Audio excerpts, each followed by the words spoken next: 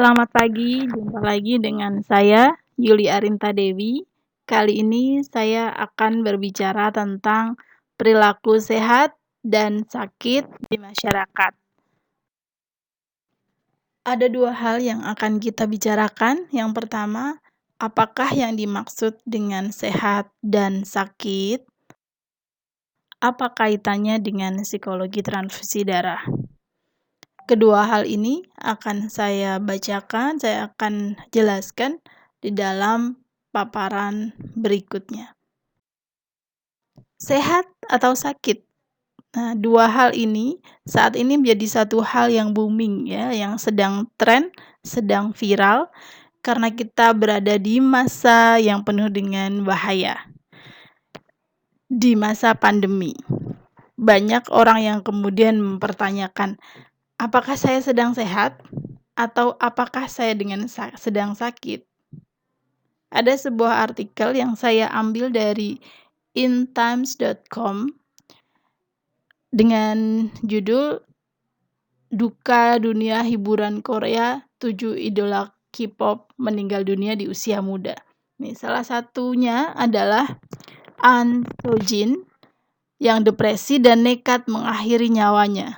Kita bisa melihat bahwa secara fisik terlihat dia sehat, dia sangat cantik, dan dia tersenyum manis, namun ternyata dia mengalami depresi dan nekat mengakhiri nyawanya. Sehingga pertanyaan sehat dan sakit ini sepertinya sangat relevan dalam kehidupan. World Health Definition of Health, ada typo. Di tahun 1948 sudah menyebutkan bahwa sehat adalah a complete state of physical, mental, and social well-being, and not merely the absence of disease and infirmity. Jadi kondisi menyeluruh dari fisik, mental, sosial, dan kesejahteraan, bukan hanya sekedar tidak sakit dan tidak cacat. Oleh karena itu, kalau kita ingin membedakan antara perilaku kesehatan, itu ada dua aspek utama. Yang pertama adalah aspek fisik, dan yang kedua, aspek non-fisik. Aspek fisik akan terkait misalnya dengan sarana kesehatan dan pengobatan penyakit, dan sarana aspek non-fisik menyangkut perilaku kesehatan. Faktor perilaku ini mempunyai pengaruh besar terhadap status kesehatan individu dan masyarakat. Perilaku kesehatan itu dapat dirumuskan sebagai bentuk pengalaman dan interaksi individu dengan lingkungannya, menyangkut pengetahuan dan sikap tentang kesehatan, serta tindakan yang berhubungan dengan kesehatan. Bentuk perilakunya bisa yang aktif dan bisa yang pasif. Yang pasif yang tidak tampak, misalnya pengetahuan, persepsi, dan motivasi. Nah, jika dikaitkan dengan psikologi transfusi darah, maka perilaku kesehatan contohnya adalah seberapa besar pengetahuan masyarakat tentang donor darah, bagaimana persepsi masyarakat mendonorkan darah di masa pandemi, atau apa saja faktor-faktor yang mempengaruhi motivasi masyarakat dalam berdonor darah. Psikologi tidak sehat. Nah, ini ada satu foto yang saya ambil dari Google, sumbernya dari Google. Apa yang tampak? Mungkin yang tampak ada beberapa orang mengerumuni satu orang lelaki di tengah yang sedang menunduk. Ada yang memberi tepukan, ada yang kemudian duduk di depannya, perempuan yang berjaket merah. Sang lelaki yang ada di tengah tertunduk lesu, mengepalkan tangan. Nah, di sini kalau dari konteksnya, ini adalah orang yang sedang berduka, yang kehilangan keluarga akibat satu situasi bencana. Persepsi masyarakat tentang sehat atau sakit ini adalah pandangan orang tentang kriteria tubuh sehat atau sakit. Pandangan ini tidak selalu bersifat objektif. Persepsi masyarakat tentang sehat atau sakit dipengaruhi oleh unsur masa lalu dan unsur sosial budaya. Petugas kesehatan berusaha menerapkan kriteria medis yang objektif berdasarkan simptom untuk mendiagnosis kondisi fisik individu. Contoh perilaku kesehatan oleh para tokoh, misalnya Bloom, itu membedakan antara perilaku kognitif, yakni yang menyangkut kesadaran atau pengetahuan, afektif, emosi, dan psikomotor yang berupa tindakan atau gerakan. Sedangkan Ki Hajar Dewantara menyebutkan sebagai cipta atau peri akal dan karsa peri rasa. Ahli-ahli umum menggunakan istilah pengetahuan, sikap, dan tindakan, disingkat dengan KAP, Knowledge, Attitude, and Practice. Nah, sikap dirumuskan secara umum, baik secara positif maupun negatif. Nah, sikap ini mengandung penilaian emosional atau afektif. Contohnya, senang, benci, sedih, bahagia, terpesona, dan lain-lain. Nah, kalau komponen kognitif itu pengetahuan tentang, sedangkan aspek konatif itu kecenderungan bertindak. Sikap selain bersifat positif dan negatif, memiliki kedalaman yang berbeda-beda. Contohnya bisa dikategorikan sangat benci, agak benci, tidak benci. Nah, perilaku tidak selalu mencerminkan sikap seseorang. Jadi perilaku itu tidak selalu mencerminkan sikap seseorang. Kenapa? Karena sikap seseorang itu bisa berubah dengan diperolehnya tambahan informasi tentang objek tersebut melalui persuasi maupun dari tekanan dari kelompok sosial. Perubahan perilaku itu dapat dipengaruhi oleh berbagai faktor, baik dari dalam maupun dari luar individu. Contoh dari dalam yaitu persepsi, motivasi, dan emosi. Itulah yang kemudian bisa merubah perilaku seseorang. Persepsi ini misalnya pengamatan individu itu. Ini merupakan kombinasi dari apa yang dia lihat, apa yang dia dengar, dan penciuman, indera penciuman, serta pengalaman masa lalu.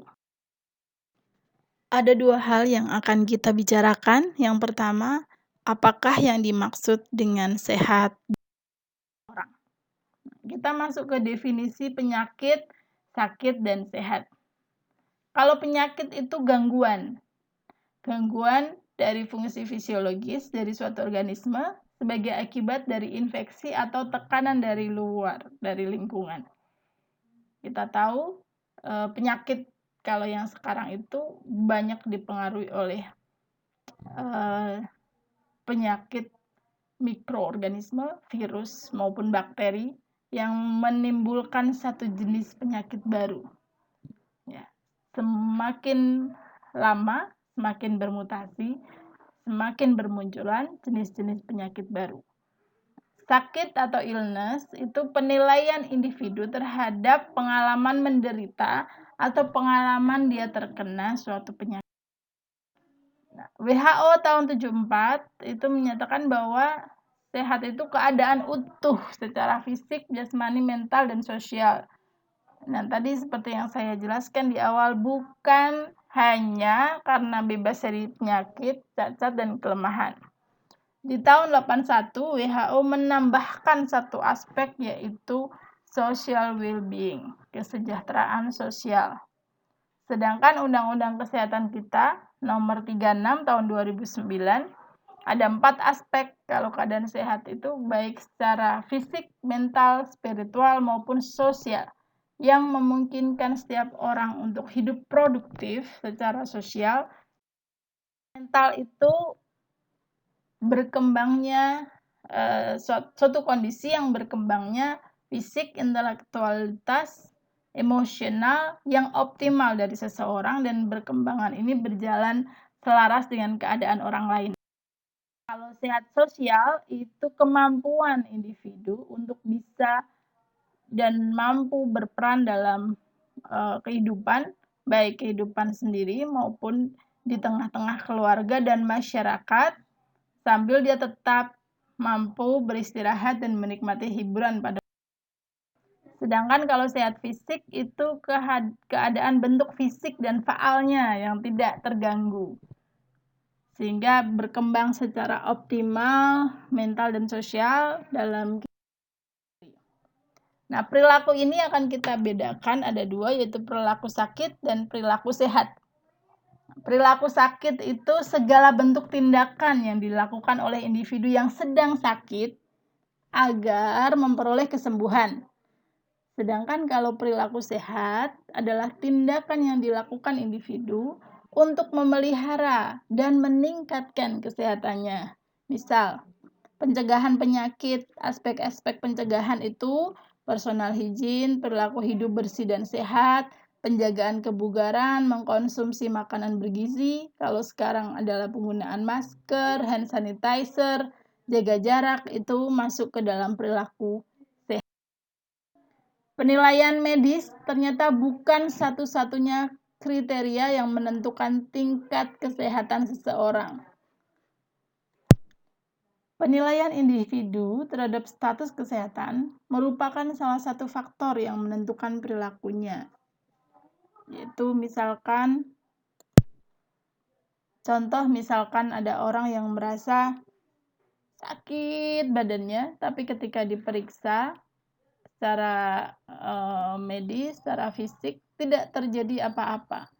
Sedangkan dia mengeluhkan perutnya sakit, terus kemudian dia tidak bisa melakukan apapun, dia tidak bisa bangun, tapi ketika diperiksa secara fisik tidak ditemukan satu hal apapun.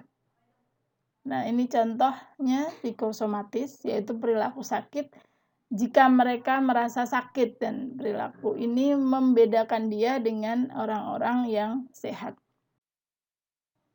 Nah, perbedaan kemampuan fungsional itu, kalau secara fungsional terdiri 3 aspek menurut Bas, yaitu 1, kemampuan menggerakkan tubuh, mobilitas, dan kemampuan menjalankan kegiatan-kegiatan utamanya. Teori bertahan, teori respon bertahan atau coping response teori adalah teori tentang perilaku sakit. Nah, perilaku sakit adalah reaksi optimal dari individu jika dia terkena suatu penyakit. Nah, ternyata reaksi ini sangat ditentukan oleh sistem sosialnya. Perilaku sakit erat hubungannya dengan konsep diri, penghayatan situasi yang dihadapi, pengaruh petugas kesehatan, dan pengaruh birokrasi. 2 faktor utama yang menentukan perilaku sakit itu adalah persepsi. Jadi definisi individu itu tentang suatu situasi atau penyakit, dan kemampuan individu untuk melawan serangan penyakit. Dari sisi etiologi ada beberapa hal yang bisa kita pahami bahwa dikenalinya gejala-gejala atau tanda-tanda yang menyimpang dari keadaan biasa ini bisa dikatakan sakit. Lalu ada atau munculnya gejala serius dan diperkirakan menimbulkan bahaya, dan yang dampaknya itu terhadap hubungan dengan keluarga, hubungan kerja, dan kegiatan sosial yang lain. Selain itu, sakit bisa dilihat dari frekuensi dari gejala atau sering munculnya gejala dan tanda-tanda yang tampak dan bagiannya. Dari perilaku sakit, dari psikologi kita bisa mengenal kategorisasi faktor pencetusnya. Yang pertama, faktor pencetusnya adalah faktor persepsi. Jadi bagaimana dia itu menghayati pengalamannya. Nah, ini dipengaruhi oleh orientasi medis dan sosial budaya. Yang kedua, faktor intensitas gejala. Apakah gejala itu menghilang dan terus menetap? Lalu faktor motivasi individu untuk mengatasi gejala yang ada, dan faktor sosial psikologis yang mempengaruhi respon sakit. Jadi ternyata ada faktor motivasi seorang. Kalau motivasinya dia adalah motivasi sehat, maka yang muncul adalah perilaku sehat. Tapi kalau motivasinya dia rendah, maka kemampuan perilaku tindakan dia untuk tetap sehat juga menjadi rendah. Sehingga yang muncul adalah perilaku. Nah, ini contohnya.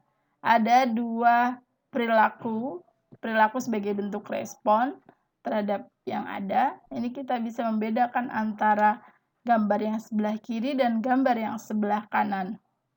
Ada berbagai hal yang mempengaruhi, yang tadi ada dari faktor internal dan juga faktor eksternal. Ada juga faktor persepsi, faktor motivasi, emosi, dan juga dukungan sosial di lingkungannya. Nah, manakah yang akan kita pilih? Apakah perilaku sakit atau perilaku sehat? Batasan analisis kondisi tubuh itu ada dua. Batasan sakit menurut orang lain, dan yang kedua batasan sakit menurut diri sendiri. Batasan sakit menurut orang lain contohnya terjadi pada anak-anak dan dewasa yang menolak bahwa dirinya sakit.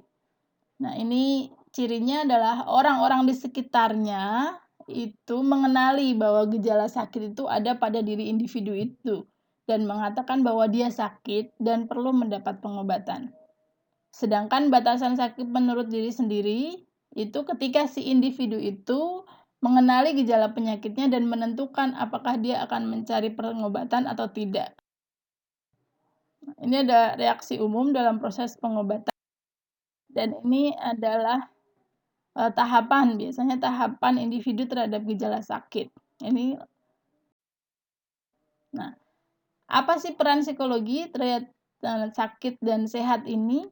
Peran psikologi itu satu, memahami pengalaman sakit. Contoh, mual dipahami sebagai indikasi terkena MAH. Atau yang kedua, evaluasi peran psikologi dalam pengobatan penyakit. Jika faktor psikologi yang menjadi penyebab sakit, maka cara pengobatannya memilih intervensi faktor psikologi.